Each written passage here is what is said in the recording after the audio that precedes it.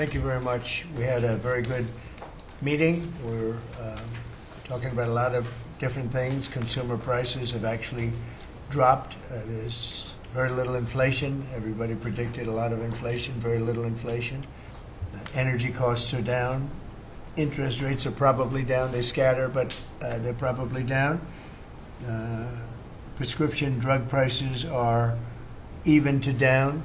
We're doing very well. It's been amazing. We had a big day yesterday. There'll always be transition difficulty, but we had in history, it was the biggest day in history, the markets.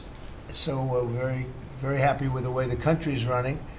We're trying to get the world to treat us fairly. This is something that should have been done 25 years ago, and it wasn't. Should have been done 40 years ago, and it wasn't. But no president was willing to take it on, but you had to. It's not sustainable. It wasn't sustainable. And as you know, without a lot of money being added, which is a lot of money that we could add, the country is making approximately $2 billion a day. And when you think of it, we've never done that before, never come close to it. And the number is probably $3.5 billion a day, and that makes us a very strong country. But we have Scott here and Howard and some of the people that are working on deals, and the biggest problem they have is they don't have enough time in the day. Everybody wants to come and make a deal, and we're working with a lot of different countries, and it's all going to work out very well. I think it's going to work out really very well, but we're in good shape. There's no inflation. There's very little inflation. And I went 4 years without inflation, and I took in hundreds of billions of dollars from China and others, taxes in China. But we took in hundreds of billions of dollars a year from China, and we had no inflation, essentially. So we think we're in very good shape. We think we're doing very well. Again, there'll be a transition cost and transition problems, but in the end, it's going to be a beautiful thing. We're doing, again, what we should have done many years ago. We let it get out of control, and we allowed some countries to get very big and very rich at our expense, and can't let that happen. It's not a sustainable formula. So I wanted to just thank everybody at the table, and maybe I'll go around and ask some of you a little short couple of answers. Pete just got back from Panama, and he's been all over the place, and you want to give us a little report on that and whatever else you might have to say. Everyone at this table is doing an incredible job, by the way, I have to say, incredible. And the relationships it's like they're friends. They're really, the relationships are very strong, really good and really strong. And these meetings are very good. And I think, I don't believe there's any other president that allowed the press to come into a meeting such as this. These are very sacred meetings. These are very private meetings, but we have nothing to hide. And I think it's good. I think it's a good, we want to be, a word you like to use, Jeff, is transparent. So we want to be transparent, and we'll do that by starting with Pete. Go ahead, Pete. Yes, Mr. President, we just got back from Panama last night. We were at the Panama Canal with our Southcom commander ships, F-18s, troops, and signed a couple of historic deals.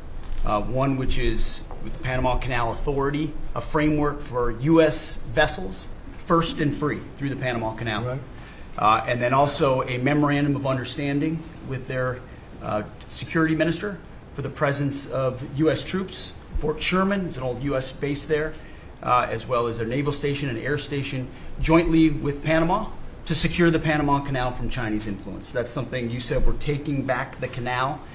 China's had too much influence. Obama and others let them creep in. We, along with Panama, are pushing them out, sir. And so we had a very successful trip there. President Molino sends his regards, very complimentary of the U.S. as he's a great ally, and I think they want the communist Chinese out. And with our troops there partnering with their forces, we've got a chance to push them all the way out, sir. We've moved a lot of troops to Panama and filled up some areas that we used to have, and we didn't have any longer, but we have them now. and I think it's in very good control, right? Yes, sir. Okay, thank you, Pete. Very good. Howard? So, so we've have so many countries to talk to.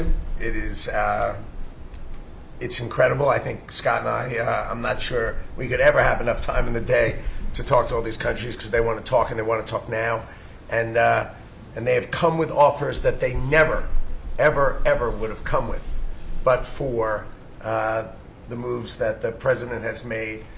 Demanding that people treat the United States with respect. We're getting the respect we deserve now, and I think you're going to see historic deals, one after the other. And then I'm very excited that within a week and a half, we're going to start with the gold card. And the Trump card is coming out, and we're very excited about that, and that's coming soon. So very excited. Good. Thank you very much. Good job. Linda? Well, on a couple of fronts, we have been addressing the issue of anti-Semitism on campuses. There's been some grant funding and contract funding that we've reviewed, and some canceled and some we've put on hold, waiting for that, while we do an investigation. On the other side of what my responsibilities are and having education go back to the states, we're meeting and talking with governors. I was with, this week, all 50 commissioners of education around the country, and because we also want to provide them with tools and best practices as education does move back to the states. Making great progress, great response from the states, and very positive. And what about colleges? You're holding back $400 million from Columbia. From Columbia. $8 billion from Harvard. Can you imagine the money we pay Harvard? They have a $60 billion fund, and we're giving them $8 billion, and we're trying to figure that out. And then they hire de Blasio, the worst mayor in the history of New York, and they hired the woman from Chicago who was a disaster, total disaster, and they pay them massive salaries, and they're supposed to be teaching you government. That's not Harvard. That's not Harvard the way it used to be. So do you have anything to say about that? The dollars you're holding back from quite a few universities that were not behaving. Yeah, and the other, there's some Princeton, Cornell, others that are coming in, and actually getting calls now from the presidents of the universities who really do want to come in and sit down and have discussions. And so we're investigating them, but in the meantime, we're holding back the grant and the fund money. Okay. Great job. Thank you. Very thankful for the House voting for the president's budget resolution along with the Senate bill. Made a ton of progress this week in working with members to ensure that a desire for flexibility in the Senate was not misconstrued as a desire not to slow and do spending reforms. And so we're very thankful for that. And now we can get after writing that bill, getting the president as big a package of his agenda to his desk. So very good week. Good. That's right. We just got the House vote, and now we're well on our way to getting, as we call it, the great big beautiful bill. It's a beauty. There's never been a bill like this one. We're trying to get it all into one beautiful bill. It's tax cuts, regulation cuts, and many other things. The border, a lot of money for the border. Well, you're doing a fantastic job. So, but we just got a report that we, as you know, you knew before us. Were you surprised we got the vote? We got the vote. And we're happy to get the vote. So I think we're going to be in very good shape. Okay, please. Mr. President, last year the Chinese received 1,700 orders for new ships. American shipyards received 5. Under your leadership, like so many other industries, we are going to revitalize and make shipbuilding and maritime great again with these blue-collar jobs. These are the cranes, the ports, opportunity zones, and drive that investment back in. And we have, under that executive order, and also one to streamline foreign military sales for people that want to buy our equipment, and of course acquisition reform, all just this week under your leadership, Mr. President.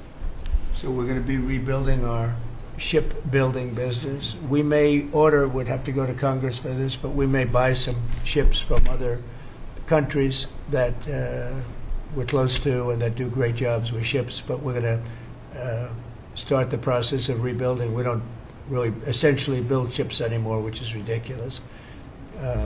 It's going to be a very big business for us in the not too distant future, but in the meantime, we have countries that do very well at building ships, and we'll be dealing with those countries, and we may be ordering top-of-the-line ships from those countries.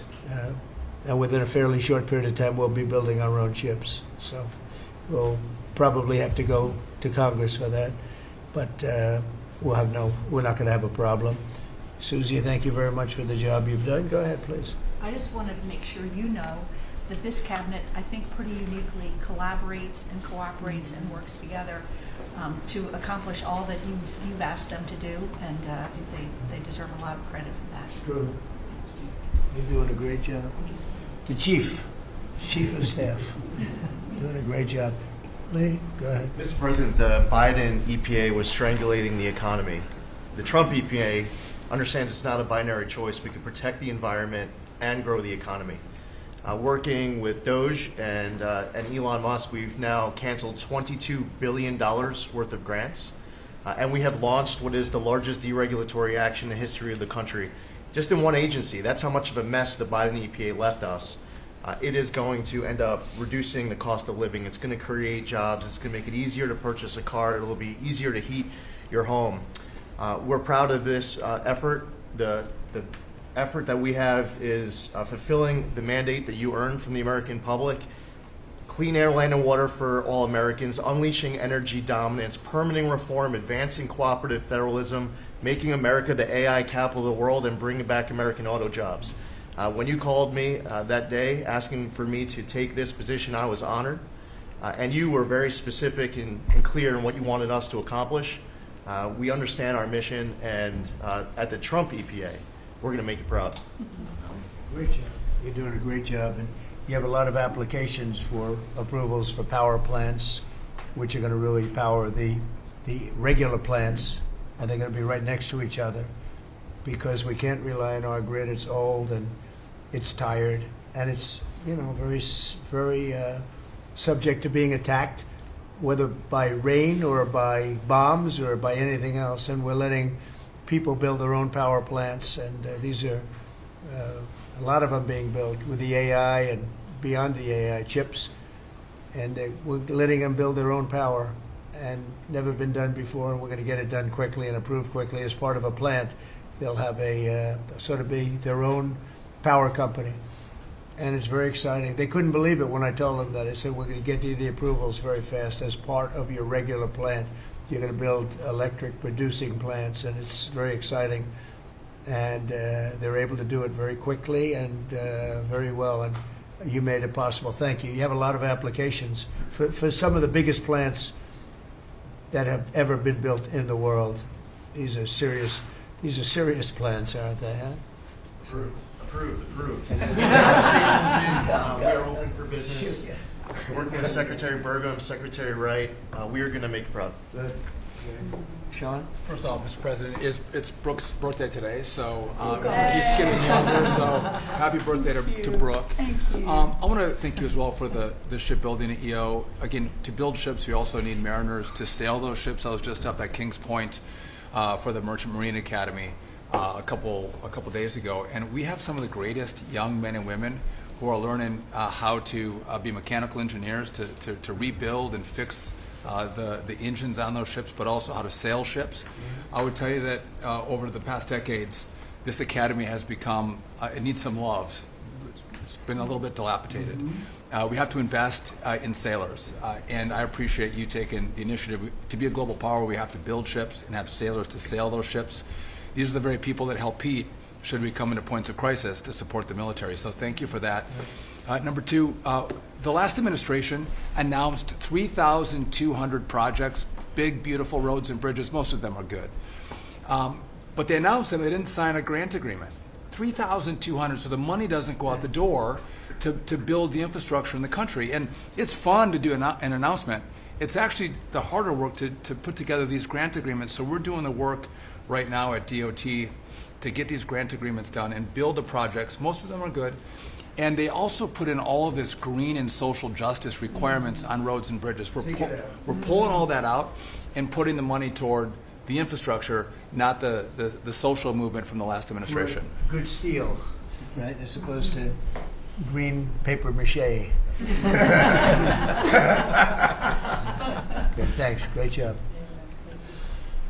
Sir, first, we are, I would say, more than friends. We've all become family. And I think that what you have assembled in your vision is a turning point and an inflection point in American history. And so just being a part of that is the greatest honor. So thank you for that. And again, just the relationships here and the honor and respect we have for each other is a reflection of you and your leadership. So I just wanted to say that first. The second thing I want to say is that on behalf of the farmers and ranchers, food security is national security.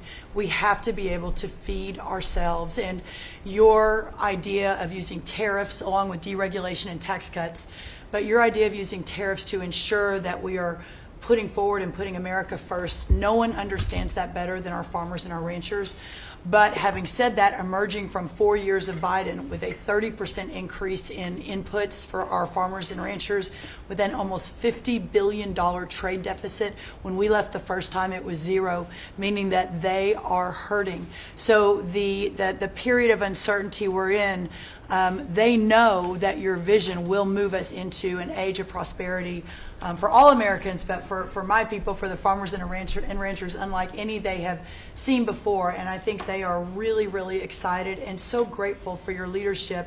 But also, you have never failed to say that you have the backs of our farmers and our ranchers. It was the first phone call that I had after I was voted with the Senate, and that message just resonates with an almost 85% support of you in the last election. They're with you. Interestingly, the biggest budget driver at the United States Department of Agriculture is not farming and ranching or agriculture, it's food stamps. And so as we emerge and embark, Secretary Kennedy and I, on your vision of making America healthy again, a massive part of that is realigning and reworking our food stamp program so that it better serves those who need it. And yeah, to the point of getting the transgender, DEI, Green New Deal out of the USDA and realigning is really important. So It's out of the thank military, you. right? Yes, sir. Is it 100% out, would you say? 99.9, sir. I'm going to get that last point. Get the one out. rest of it. But thank you, sir. We've got a much different military, I will tell you. Thanks very much, good job. And eggs are down Eggs are big, down. right? Yes, Big. yes, sir. Wholesale prices. Retail will come. Easter is the Super Bowl for eggs. So, you know, there may be a little fluctuation, but no, we feel really good about it. Thank you. That's what I hear. Thank you. Thank you.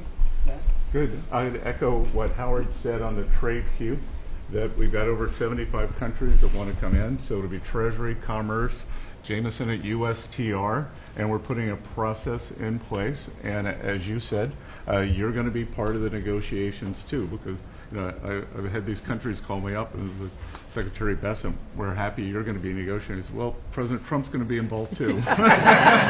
Every So detail. bring your best deal on the budget. It's moving quickly in the House and the Senate, thanks to your leadership. We're also going to have debt ceiling in there, so we're going to get an increase in the debt ceiling. So, and that will be the done and dusted for Part of the bill that we just got to vote on today. So part of the bill. It'll be done and dusted for 2 years. We won't have to worry about that. And then I gave a speech yesterday to 1,400 small and community bankers, and they were so happy to hear from your administration. And I told them Wall Street's done great for the past 4 years, 10 years, 20 years. It can continue doing great, but it's Main Street's turn now, and it's those small bankers through deregulation, through emphasis on Main Street, your Main Street agenda, bringing back jobs, that is going to power the smaller communities. And then finally, the bond auction went very well yesterday. We had a lot of foreigners show up as the support, showing that the U.S. is still the best place to invest. The inflation report, as you said, was quite good. And energy prices are down more than 20% since January 20th. Amazing. that's great. Very good. Good numbers. Great number. Thank you. Yeah. President, we've had some great wins in the last few days. That you were overwhelmingly elected by the biggest majority the U.S. Americans want you to be president because of your agenda. And the courts are ruling that you have the authority to determine how the money of this country will be spent. That's what the American citizens wanted, and that's what they're getting. An example of that Friday was the Department of Education, that you can determine how the money will be spent. No more DEI. And that impacts every agency across the board. On the civil side again, NLRB. We had a big win in the Supreme Court there. OPM, a big win there. But also 16,000 workers there. But also on the criminal side, the Alien Enemies Act. We are winning there. And you know, your directive to me was to keep America safe, and that's what we're doing. Whether it's the alien enemies, all of these gangs, and they are enemies of our country. They are terrorists, they are organized crime, they have come here, they are extremely organized, they are spread throughout our country, and they are creating terror. And no more under your directive. And that has stopped. Yesterday in South Florida, we charged 11 defendants with $500 million of pure cocaine coming into our country to kill our kids. They were caught. They will be prosecuted to the fullest extent of the law. These gang members are going back to where they came, or they're going to an El Salvador prison at your directive. And you know, you also gave us a directive to prosecute the people who are going after Tesla to the fullest extent of the law, some of the greatest police work I've seen. We've made 4 arrests. There will be no negotiations at your directive. They're all looking at 20 years in prison, and within the next 24 hours, you're going to be seeing another huge arrest on a Tesla dealership, President. And that person will be looking at least 20 years in prison with no negotiations. That's great. That's great. That will stop it cold. Domestic terrorism. Thanks, Doing a great job, too. Thank you very much. Gloria, please. Mr. President, accountability matters. That's what we're recognizing. With our partners at the Department of Labor for Government Efficiency, just a few weeks ago, we realized there's about $4.4 billion in COVID funds that were not used, that the state coffers were just holding on to. Out of that, we've returned $1.4 billion back to the state treasury, so essentially to the American people, and we'll go back and claw the rest of those billions of dollars back. And on the heels of that, late last night, we're understanding unemployment insurance fraud. That trust needs to be whole for the American people. When we need it for who deserves it. That's not what we're seeing. And the numbers that we saw last night, again, exposed by our partners at DOJ at the Department of Labor. Since 2020, over $400 million of payments have gone out already. And when you hear these numbers, apparently in the United States, we have over almost 25,000 people who are over 115 years old who are collecting $59 million that we have sent out to people. Talk about fraudulent behavior.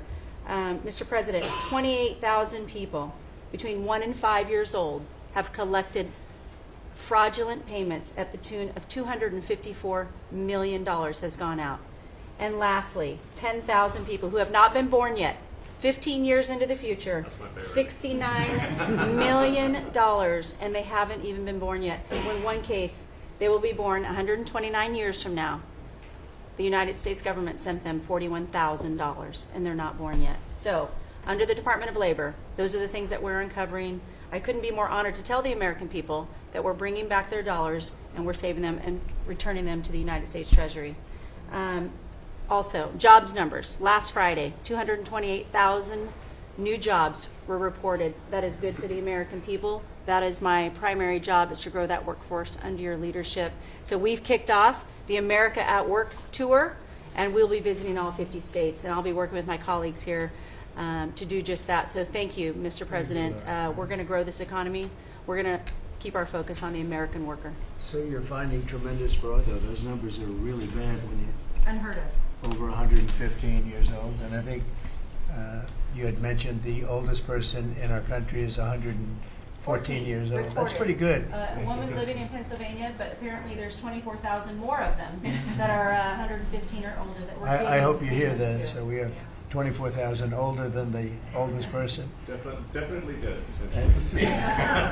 That's terrible. And what are we doing about that? How do we get that money back? Yeah, so we're working with our IGs to do that further investigation. The House and Senate, we had a 5-year statute of limitations We've got an extension on that, another 5 years. And so the goal, in my opinion, we should never have a statute of limitations to return the American dollars back to the Treasury when there's fraud. But at this point, we will continue to work hard and double down and return those dollars to the Treasury. Great. Thank you very Thank much. you. Great job. Christie?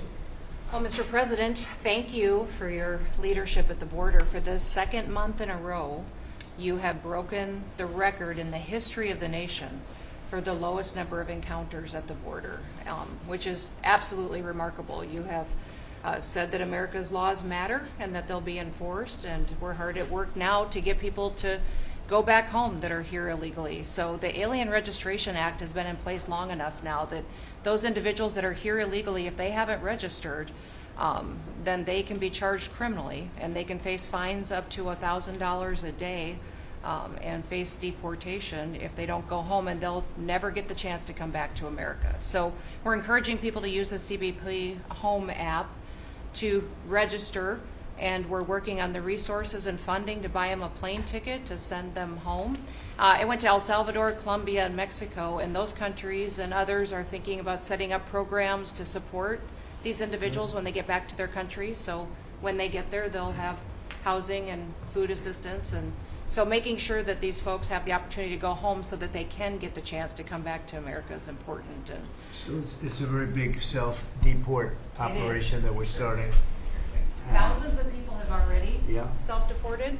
Well, we're just going to, when you had 21 million people that need to go home because they're here breaking our laws, then we need to facilitate that. And I've been working with the governors a lot lately on several different issues. One of them has been on FEMA for recommendations on how to do exactly what you've directed us to do. And then also I sent a letter and communicated with them that they need to be setting up a SCIF.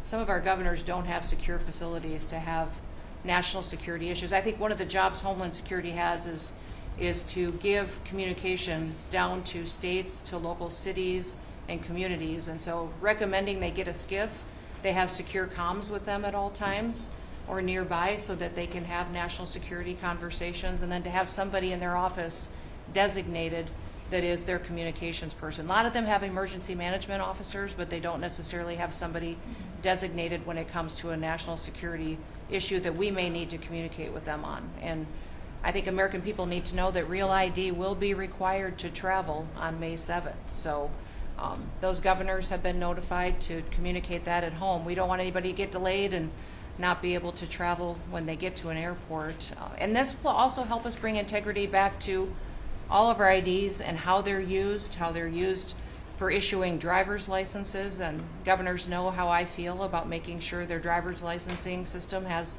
integrity, because a lot of people use their driver's license to vote. And the backbone of our country and the foundation is election integrity. So we're giving all those directions to our governors and communicating that so they can lead on it as well. And we're going to work with people so that if they go out in a nice way and go back to their country, we're going to work with them right from the beginning on trying to get them back in legally. Is that right? The chance to come back. So it gives you real incentive. Otherwise, they never come back. They'll never be allowed once a certain period of time goes by, which is probably going to be 60 days. We're also going to work with farmers that if they have strong recommendations for their farms for certain people, we're going to let them stay in for a while and work with the farmers and then come back and go through a legal process. But we have to take care of our farmers and hotels and various places where they need the people. And we're going to be working with you very carefully on that. So a farmer will come in with a letter concerning certain people saying they're great, they're working hard. We're going to slow it down a little bit for them.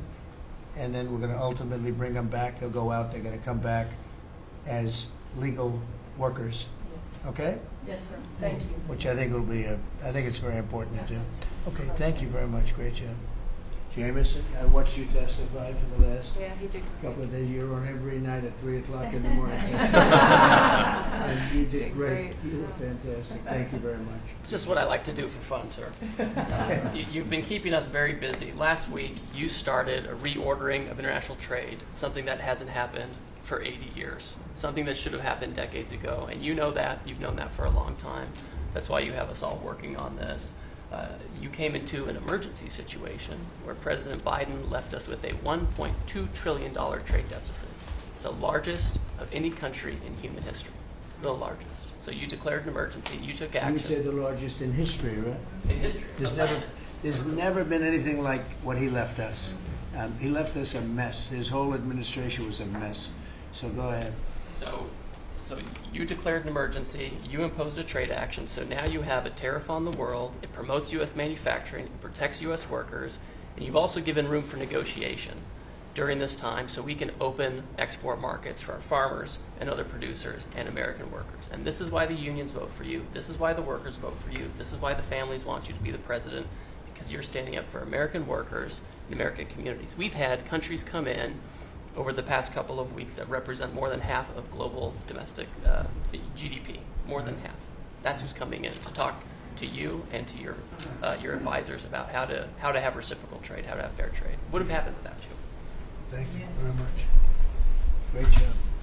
Hello, Elon. Well, thanks to your fantastic leadership, this amazing cabinet, and the very talented Doge team, I'm excited to announce that we anticipate savings in FY26 from reduction of waste and fraud by $150 billion. And I mean, and some of it is just absurd, like people getting unemployment insurance who haven't been born yet. I mean, I think anyone can appreciate whether, I mean, come on, that's just crazy. You know, some of these things, people ask me like, well, how are you going to find waste and fraud in the government? I'm like, well, actually just go in any direction. That's how you find it. It's very common. it's, as the military would say, target-rich environment. So I think we're doing a lot of good in excellent collaboration with the cabinet to achieve these savings.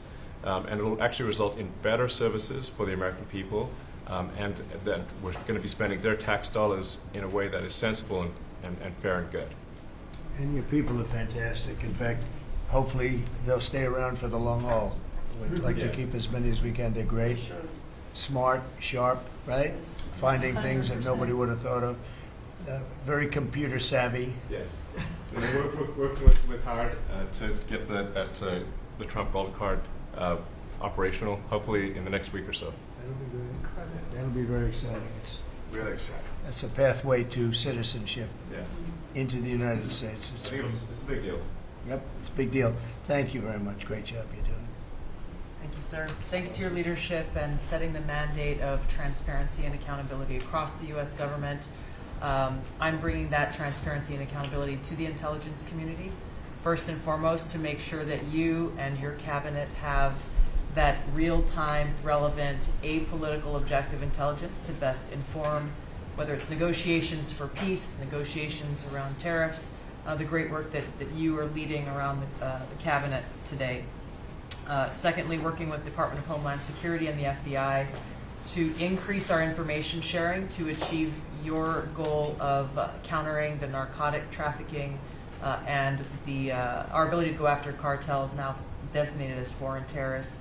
I met with the National Sheriff's Association this week, being able to work to make sure that the information that they are getting on the ground, that local law enforcement is getting on the ground, is being fed back up through to our National Counterterrorism Center, and that we have all of the federal agencies, state and local law enforcement, all on the same page as we are working to make our country safe again. And lastly, sir, as you know, declassification and rooting out weaponization, politicization of the intelligence community is a huge priority. You know more than anyone else the very dangerous and negative consequences of that.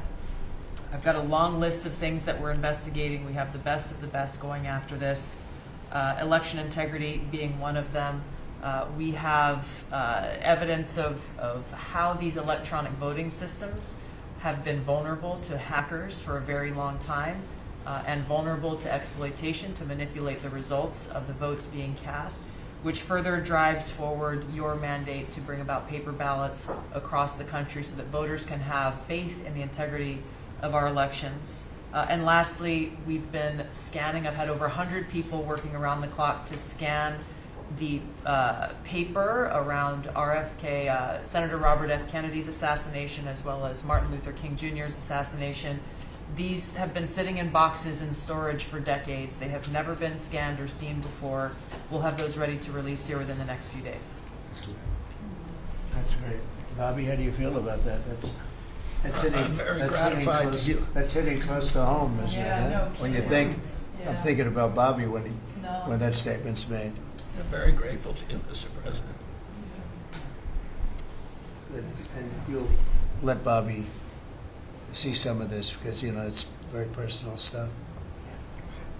But it's time. I've asked him, and his response is, put it out. The world needs to know the truth. And his uncle that's been out, and anything that hasn't been out, they can go to your offices and see, right? Everything that we have within our possession, it's either online or it's physically at the National Archives and Records Agency. We also have hunters going out, Mr. President, and looking in the storage lockers at FBI and CIA and other agencies, specifically to find if there is anything else that has not been reported. We're actively going out and trying to search out the truth. Okay. Yeah, we want to get it all out. Yes. 100% good. Thank you very much. Good job, Tulsi. Mr. President, on behalf of America's manufacturers, I want to thank you for standing up to the Chinese Communist Party and fighting for our main streets, for our workers, and for those that make things in America. I'm out on a Made in America manufacturing tour, and as I go across the country, people are grateful to have a president who's not just fighting on the tariffs fronts, but to get inflation down, to create jobs. After Biden destroyed 110,000 manufacturing jobs in just his last year, you've already brought back thousands and thousands of manufacturing jobs. So the American worker is grateful. Main Street is grateful for you.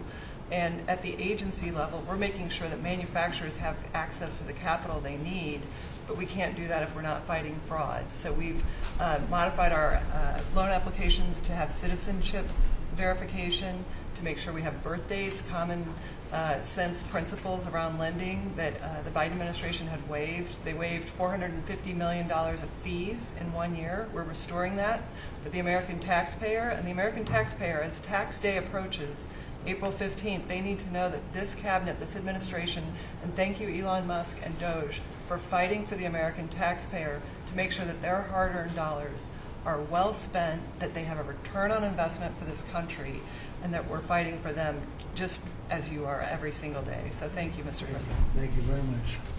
Mr. President, we are working at HHS to advance your agenda to make America healthy again.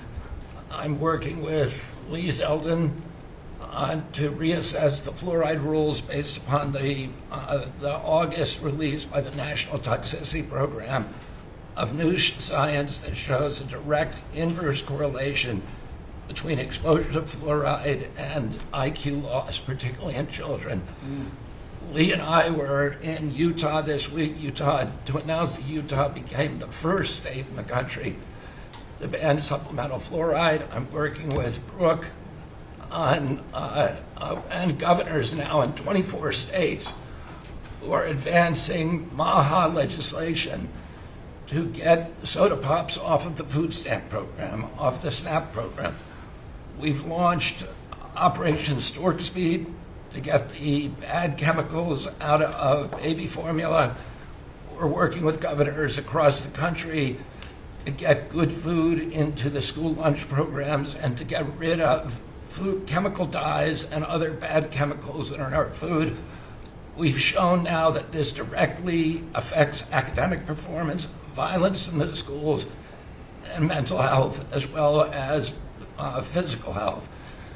We are working with governors across the country to get cell-to-cell or bell-to-bell legislation to restrict the use of cell phones in schools, which again dramatically impacts academic performance. Today we announced a dramatic reduction in animal testing at NIH and FDA. We're going to switch over to AI, which we've now found is much more precise in identifying the impacts of toxics in various products. We're working with Elon, who's done an incredible job to eliminate the redundancies and to streamline operations at all the health agencies and to calibrate our trajectory to your agenda of making America healthy again. And finally, on the CDC has done an amazing job at getting the measles outbreak under control. We have about 680 cases now in 22 states, compared to the same outbreak in Europe, which is 127,000 cases and 37 deaths. Our numbers in this country have now plateaued. And I want to thank CDC for that. And we're trying to refocus the press. We've had 3 measles deaths in this country over 20 years. And we're trying to refocus the press to get them to pay attention to the chronic disease epidemic as you've asked us to. We have now 38% of American youth are pre-diabetic. This was unknown 30 years ago.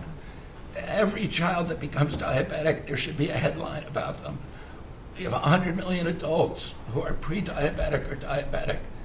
And we have, we have now, the autism rates have gone from now most recent numbers we think are going to be about 1 in 31, 1 in 20, so they're going up again from 1 in 10,000 when I was a kid. And we are going, at your direction, we are going to know by September. We've launched a massive testing and research effort that's going to involve hundreds of scientists from around the world. By September, we will know what has caused the autism epidemic, and we'll be able to eliminate those exposures. So big. Think of that. So it was 1 in 10,000 children had autism, and now it's 1 in 31. Not 31,000, 31. That's a horrible statistic, isn't it? And there's got to be something artificial out there that's doing this. So you think you're going to have a pretty good idea, huh? We will know by September. There will be no bigger news conference than that. So that's it. If you can come up with that answer where you stop taking something, you stop eating something, or maybe it's a shot, but something's causing it. It can't be from 10,000 to. Can you imagine that, Margo? That's a big number. Thank you very much. You're doing great. Thank you, Bobby. Please, Doug. Well, Mr. President, one of your primary administration goals is to make sure that we unleash American energy, and of course the strategy behind that is when we do that, it helps make it more affordable for all Americans. Energy isn't just industry, it is the foundation of every other industry, whether it's food, manufacturing, clothing, transportation. And then also when we've got the ability to generate and not just be energy independent but energy dominant, then we have the opportunity to sell energy to our friends and allies versus them buy it from our adversaries. And our adversaries were funding terrorism and conflicts against our allies by their oil and gas sales that were going through a Swiss cheese set of sanctions. So with your creation of the National Energy Dominance Council, over half the people at this table serve on that. Everyone has been engaged, whether it's interactions with negotiations with other countries, with putting sanctions in place that actually work, with cutting deregulation, working on biofuels, building infrastructure for transportation. There's a whole range of things that are being tackled. But when in the outcome of all that is that the Biden administration was restricting supply, you're increasing supply. When you increase supply, then prices start to come down. And we have a huge opportunity to do this. Just in interior alone, there's 500 million acres of surface, 700 million acres of subsurface, and 2.5 billion acres of offshore. And the Biden administration was trying to restrict this so that you couldn't get a timber lease, you couldn't cut a tree, you couldn't graze a cow, you couldn't develop oil and gas minerals, and you couldn't develop the critical minerals we need for our technology, for our defense industries, and to be able to help us win the AI arms race against China. So we're opening up this, and with your executive orders and your work, we've on Tuesday, historic day, you ended the war on beautiful clean coal, which has been going on since Obama took office. China gets 60% of their electricity from coal. They're opening up a They've opened up 94 gigawatts of coal in the last year as part of this AA arms race. 94 gigawatts, that's enough for 94 Denvers to be able to, 1 gigawatt per metro area like that. It's unheard of. So we have an opportunity under your leadership to come back. The Gulf of America had its first offshore lease sale, which is scheduled for later this year, but that was, the industry loved that because we're now, the Gulf of America is now open for business again. And there's as much as 7 billion barrels of oil accessible now. They've increased the upside of what they think that is. On the coal front, the estimate is the financial value of the coal in America is $8 trillion. That was an asset on the balance sheet that we've now being put back on again.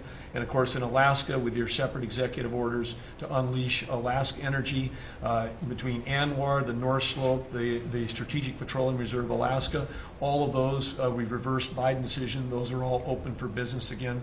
And all of this is leading to the investment coming to America. The smart money is coming to the U.S. That's why we've got, trillions of dollars of investment that are showing up at the door, because they know if they're going to do manufacturing here, there's going to be energy to power their plants. And so, again, thank you for your leadership and thank you for everything you're doing. Very good. Thank you. Marco? Well, Mr. President, one of the most important things I believe you'll achieve in your presidency is reordering the world in a proper way. For 31 years, more than 31 years now, multiple administrations have allowed the Chinese to deindustrialize this country, to take away jobs and factories and the pillars of our national strength. And what you're doing now, I think, is a great service to our country, but ultimately to the world. And I want to congratulate you and your team that's working on that, because it has extraordinary geopolitical implications, as you see from all these other countries that are now coming here and wanting to join something that actually makes it's crazy to allow these. I mean, basically, we lived in a world where Chinese companies can do whatever they want in America, but our companies cannot do anything over there unless they allow it, and even then they steal our stuff and reverse engineer it. So just reordering all of that has dramatic implications on peace and security of the world, so we thank you.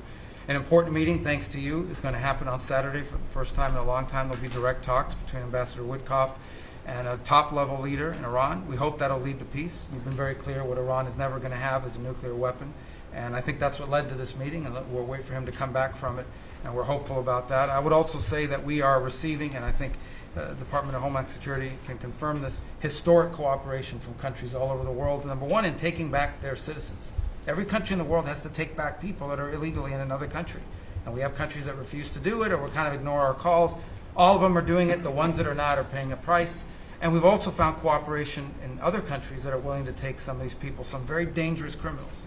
I know the president of El Salvador will be here next week, has really been a good friend of the United States in that regard. These are some of the worst people you'll ever encounter, and Pam knows this, and Christy knows this from the work they're doing. And one last point I want to make, Mr. President, and again, it's under your leadership, it's actually under your executive order. If you come to this country as a student, we expect you to go to class and study and get a degree. If you come here to vandalize a library, take over a campus, and do all kinds of crazy things, we're going to get rid of these people, and we're going to continue to do it. So when we identify lunatics like these, we take away their student visa. No one's entitled to a student visa. The press covers student visas like there's some sort of birthright. No, a student visa is like me inviting you into my home. If you come into my home and put all kinds of crap on my couch, I'm going to kick you out of my house. And so, that's what we're doing with our country, thanks to the president. And last but not least, very important development this week, but both Pam and I were very excited. The finest higher education institution in the United States, University of Florida, is also now the national champions in basketball, and we hope you'll host them here soon, Mr. President. Go Gators. They're coming. Good for the SEC. They're coming, guys. Congratulations. Well, thank you very much. You're really doing a great job. We appreciate it. Any question? Mr. President, can you give us a reaction to today's stock market drop, and also give us a sense of the next steps with China? Well, I haven't seen it because I've been here for 2.5 hours, so I'll be seeing it. I think Scott went out. Scott, you want to have a statement on that? Sure. Look, the up 2, down 1 is not a bad ratio, or up 10, down 5. And I think, as we have talked about, as we go through the queue and settle with these countries who are going to bring us their best offers, we will end up in a place of great certainty over the next 90 days on tariffs. But we had very good inflation numbers today. Oil's down. We had a successful bond market, so I don't see anything unusual today. And next steps for China, sir? Well, we'll see what happens with China. We would love to be able to work a deal. They've really taken advantage of our country for a long period of time. They've ripped us off beyond nobody. How people stood for it, sitting in my position, is not even believable. And we're talking about many presidents, not just a couple. But they did, and all we're doing is putting it back in shape. We're resetting the table. And I'm sure that we'll be able to get along very well. I have great respect for President Xi. He's been, in a true sense, he's been a friend of mine for a long period of time. And I think that we'll end up working out something that's very good for both countries. I look forward to it. Mr. President, China retaliated today by reducing the number of American films that can be shown there. What's your reaction to them now targeting cultural exports from the United States? I think I've heard of worse things.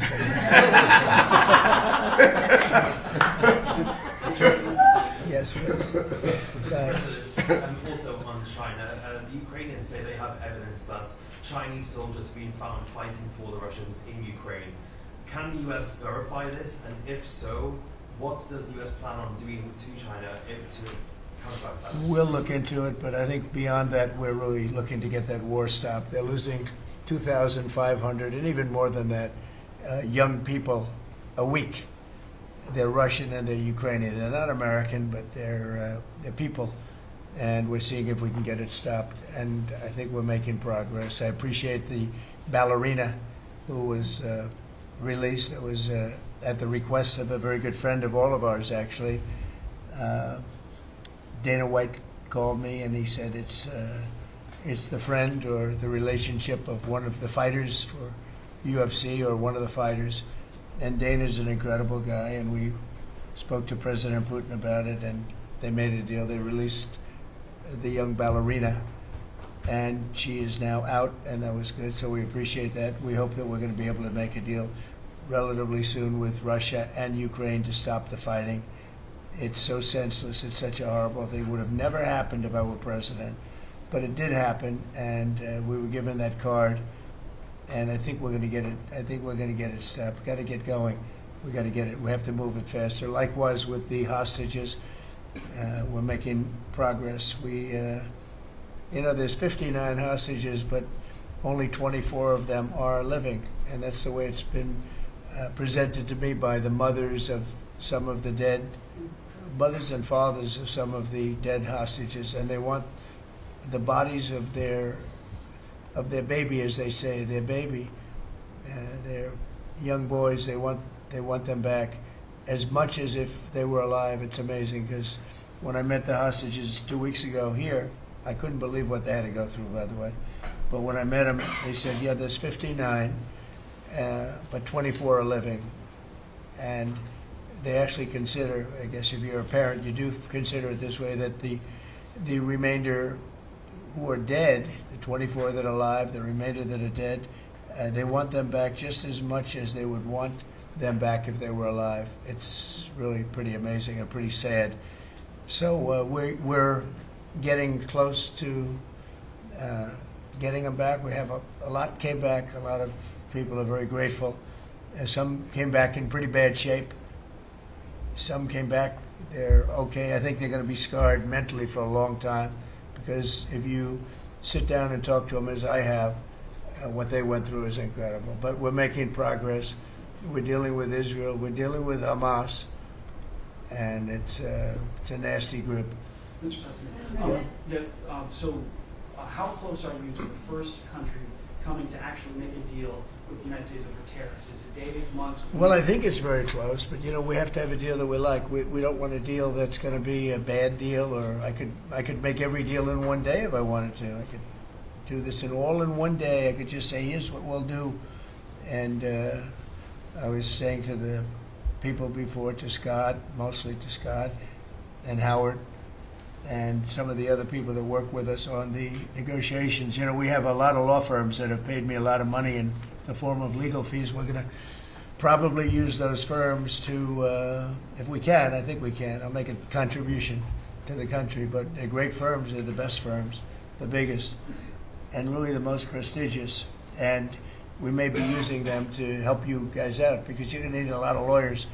And I'm not sure that Pam's going to be happy if I say, can you send over about 200 lawyers that work on trade? She's working on criminal stuff, and I think that's going to be her focus more than anything else. So we'll find out if we can do that. But we have a lot of lawyers that you've been reading about where they paid $100 million a firm on average.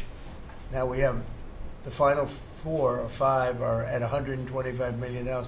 So I have a lot of legal fees I could give to you people, and we might as well use them. Hopefully I won't need that many legal fees or that much. I may. Who knows? After it ends, after we leave, maybe I'll need it. But if I do, it's not going to be very pleasant. So I think we're going to try to use these very prestigious firms to help us out with the trade because we have a lot of countries. But we want to make deals that are proper for the United States, not just we can make deals easily. We want to make them proper.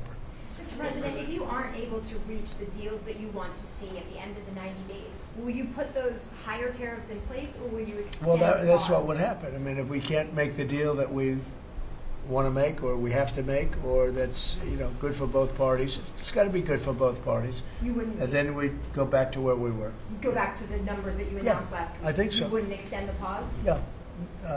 We'll have to see what happens at that time. Thank you, Mr. President. You said yesterday you were considering some exceptions for companies. Can you talk about what you're considering? And then also on the reciprocal tariffs, you said it'd be substantially lower. Is the same math formula going to be used, or is that tossed out? I'm not considering now for any country or company, but it's possible that I would. But I'm not. We don't have that situation right now. People understand where we are, what we're going to do. But it could happen. It's called flexibility. You have to have certain flexibility. Mr. President, what are you planning on using the money that you're gaining from revenue through the tariffs on? Paying down national debt, reducing taxes, creating good budgets, helping Christie with the border and all of the other things. I built hundreds of miles of wall, as people now understand, 571 miles of border wall in the first administration. But we're going to beef it up and we're going to add more. And, the numbers are incredible, really. The numbers are what's taken place. We had great numbers, but these numbers are topping my last administration. And Christie and Tom Homan have done an amazing job. But it's an expensive process. This weekend, where they used to have hundreds of thousands of people standing there pouring through the border in Tijuana, Mexico, this weekend they had nobody. You had a man sweeping this massive piece of concrete, which is, the area where they said massive. And I've looked at that during the Biden administration. You couldn't see a piece of that concrete. There were so many people on it. You couldn't, if you had helicopter shots, you couldn't see concrete. Now, this weekend, you had nobody there but a man with a broom sweeping it and cleaning it up. Pretty amazing. It's really an amazing job. But it will be used for that. It'll be used for a lot of things. It'll be used by the Department of Justice for doing a great job. Pam is doing a fantastic job. So it's going to be used for a lot of different things. Mr. President, on the 10% tariff, is that a basement? Is that the It's a floor? baseline. Can countries negotiate that to bring that It depends down? on what they're adding. Some countries we have massive deficits with, or they have big surpluses with us, and others it's not that way. So it depends. That's why it's really they're all different. Every country is different. Some have certain advantages that others don't have, and certain things. We have some. China has a surplus of $1 trillion. I mean, the numbers are crazy, and others have basically no surpluses. We have some that are pretty even, but they hurt us in other ways, and we just want to get that taken care of. So everyone is a little bit different. So are you negotiating with the EU as one bloc or individual nations for the tariffs? We're looking at it as one bloc. They've been very tough, but they were very smart. They were ready to announce retaliation, and then they heard about what we did with respect to China and others, but China. And they said, we're going to hold back a little bit. They decided to hold back. I thought they were very smart. Look, the EU is very smart, but they really have taken advantage of the United States. They were formed for the purpose of taking advantage of the United States. And I don't blame them, and I don't blame China. I don't blame anybody. I blame the people that were sitting at that desk in that other beautiful Oval Office for allowing it to happen. Many presidents I blame. They should have never allowed it to happen. And I'm doing something that a lot of them wouldn't want to do. But I'm here, I do those things, and we're going to make this country great again. We were taken advantage of by almost everybody. I sat back in the last administration. I would actually read them. I don't have to read them now. I know them so well. I would read some of these documents that were signed, deals, and I said, who would do a deal like this? Who would do it? You've seen it, Elon. Yeah. I'd look at deals where it's so one-sided. Even we have a deal with Japan, and we get along great with Japan, and we had the Prime Minister here. He was fantastic. As you know, Abe was great. Shinzo was great. He was a good friend of mine, unfortunately no longer with us. But we defend them, but they don't have to defend us. I said, that doesn't sound too good. But we have a deal, a defense deal. We pay hundreds of billions of dollars to defend them. But if for any reason, in other words, we pay all the money. They don't pay anything. But if we're ever attacked, they don't have to do a thing to protect us. I said, well, that sounds like a wonderful deal. So that's just one out of thousands. And I just wonder who did this. And it's people that either hate our country or didn't care, an expression that you use. I think it's really a lot of them didn't care. It's just hard to believe how bad they are. Now that's a little bit of a defensive deal, but I'm talking about trade deals, the same thing. They're so bad, you would say, how come? And even when I'd renegotiate, like I'd go to a country, they'd give me everything I asked for. I said, why didn't somebody ask for it like originally? They give me everything. I think when they were negotiating, they didn't care, or they didn't ask, or they were shy, or they were very stupid, or they hate our country. Yeah, go ahead, Jeff. You were speaking about Japan. Can you clarify what your vision is for U.S. Steel? You referenced it yesterday. Yeah. There's some questions about what you actually want to see Sure. happen Look, with that. U.S. Steel is going to do very well now because of tariffs, and I don't know why they even need a deal. But the only thing is, U.S. Steel, if you go back 80 or 90 years, that was a behemoth in this. That was our biggest, most. If we were around, we would have been very proud of it. Today we have different types of companies that are big.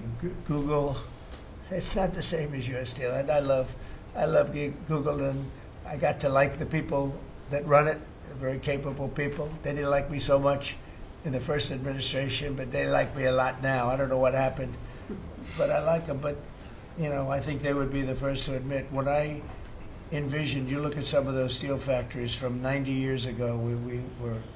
It was a different kind of a country, but they were miles long. Today you see just empty hulks.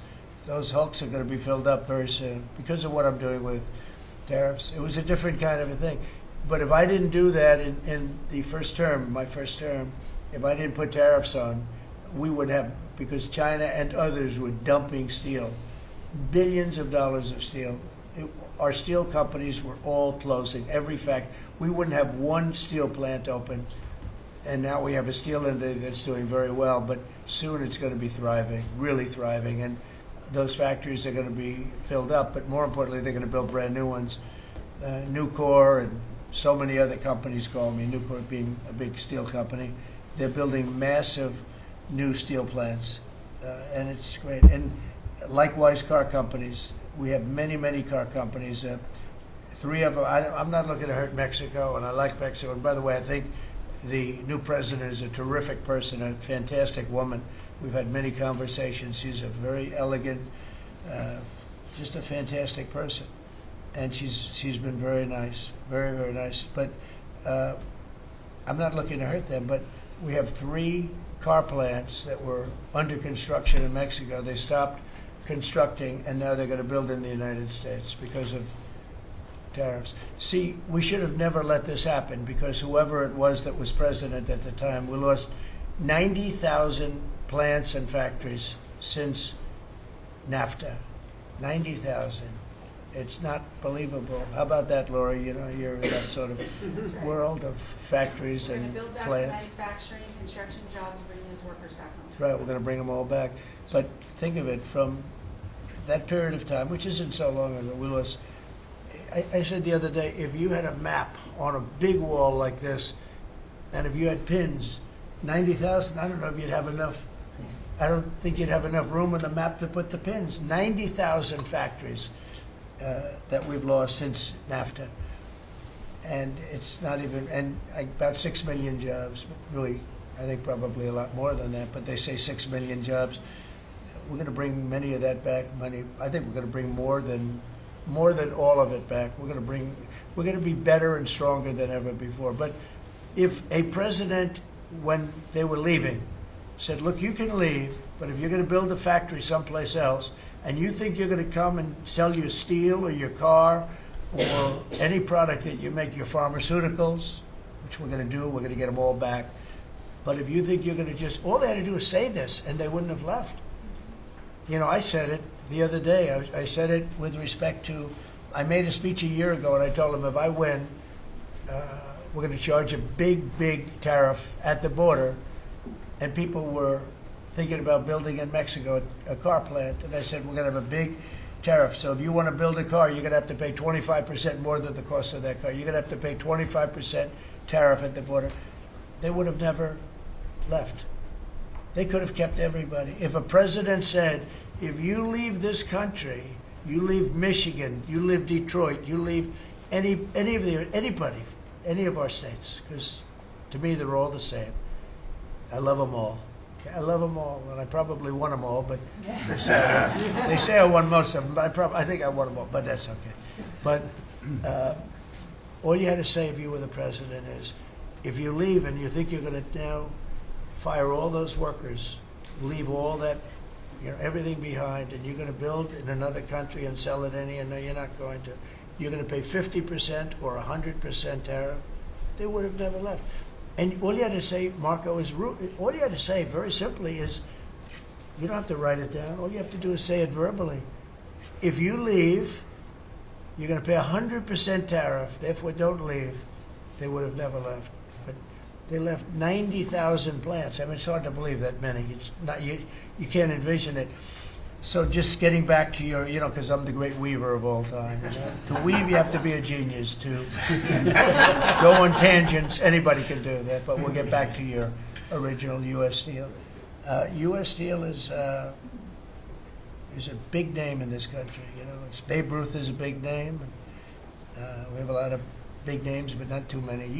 U.S. Steel is one of the great names in the history of our country. And normally I wouldn't mind so much. I wouldn't be thrilled with it. But to buy for a foreign country, and we love Japan, but for a foreign country to buy that cherished U.S. Steel brand, that's hard for me to do. And maybe somebody else may want it. The company Nippon that's involved with it is a big, powerful company who do a good job. But why can't they just build a plant themselves? I mean, why do they have to, take U.S. Steel? So as you know, I rejected the deal. Now they've come back in a different form. They're coming back as an investor. And, I feel better about that, I guess. But, I know them very well. I know the thinking. It's the investor. They'll invest, and somebody else maybe is sitting in this chair, and they will no longer have an investment. They'll have the whole thing. That's the way it works. Very smart. They're very, very smart people. We're dealing with very smart people throughout the world. Great geniuses, actually. Look what they've done to our country. And again, I don't blame China. I don't blame anybody.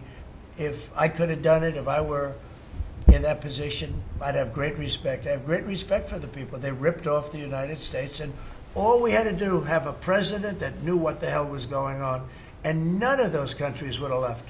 Those companies, none of them would have left. So that's a little lesson in basic business. And it's really basic business. It's not complicated business. It's very basic business. and we'd have every one of those car plants going just the way they were 30 years ago. None of them would have left, but now they're coming back. Mr. President, the Labor Department has confirmed that $400 million went to fake people for unemployment benefits. Yeah. Just what are your initial reactions? I think it's terrible. I just heard it from Lori, and I appreciate it, and you heard it from Elon's people, right? That's right. Elon's done a fantastic job. Look, he's sitting here, and I don't care. I don't need Elon for anything other than I happen to like him. But I'm telling you, this guy did a fantastic job. I don't need his car. I actually bought one because, and they said, "Oh, did you get a bargain?" No, I said, "Give me the top price." I paid a lot of money for that car. But honestly, he makes a great car. You know what I do with it? I let the people in the office drive around in it. Margot and Natalie, they're all, Chamberlain, they're all driving around the most beautiful car. It's gorgeous. But I did that as a sign of, just a show of support. Numerous people have done that. Just a show of support. Because, you know, he's done a fantastic job, but he hasn't been treated properly. The unemployment Hasn't been treated properly, yeah. Mr. President, can you talk to us about your communications with China? Has President Xi reached out at all since the tariffs? Well, I don't want to say who's reached out. I just say that I think it's going to work out, hopefully well. Including TikTok? They're very big. It's hard to get over, if you're me, what they've done to our country. They've destroyed our economic base to a large extent. The good news is we're very vibrant, and we're going to get it back fast. We already have. Look, we're making $2 billion a day now, and during Biden, we were losing $3 billion a day. Biden was a disaster. He was the worst president in the history of our country. And you know, to me, worse than that, because the money you can make if you have the right guy in this position, worse than that was what they did on the border. By allowing the jails of the world, not South America, all over the world, to be opened up so that we take everybody from Africa, Asia, South America, Europe, the bad ones. They opened up their jails and they dumped them in the United States. And now this beautiful young woman who seems to be, boy, she loves what she does, though. I think she loves what she does because she's a patriot. She hates to see it. And Tom and all the people. But for us to spend, you know, hundreds of billions of dollars this is just, I don't know. They either hated the country. Who would do this? Who would want millions of people to pour through an open border? We have no idea who the hell they are. And just walk right through. And half of them, whether you like it or not, you could look at them and you could say, they are not going to help us. These are some rough people. But they'd empty out their jails, and they'd empty out their mental institutions, insane asylums, and they'd let them into the United States of America. And inflation we can fix, and all of the other things we can fix. We'll get it going. But this is something, it's such a horrible thing, and it's really hard. You know, we have to do deportations. Now we're doing self-deportation. We're coming up with all sorts of ideas. And they must have known it's not going to work out well. And, you know, we want people to come into our country, by the way. We need them badly for the jobs. But we want them to come in legally. They have to come in legally. They have to show that they can love our country. Thank you very much, everybody. Thank you. Thank you very much. President, Democrats are making allegations about market manipulation yesterday. Thank you.